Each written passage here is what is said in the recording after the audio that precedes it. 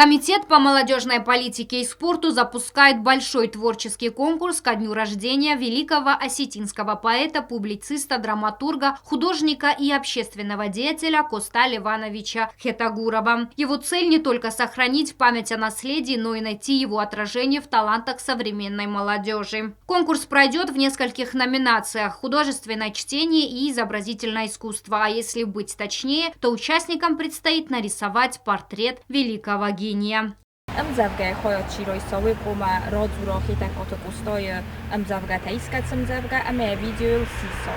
Ame mochmarok poro na sociolum хазактам.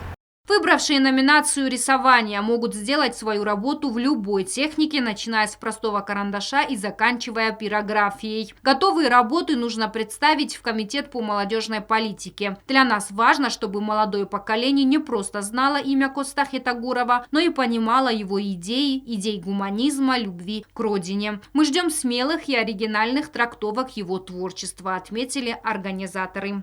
Вчера взоровый токума хитакото кустоя сурат снывкано, аме я оригинал мохма арбохассо. Офтайн мохянов на социалум хазактам бопорсыстам. Ивел дар конкурс вохцавы на социалум хазакта, инстаграма дар, телеграма, фейсбука, на сайта, ама вом ивел дар ходишчата выцестам. Конкурс продлится до 13 октября. Принять участие могут школьники и студенты.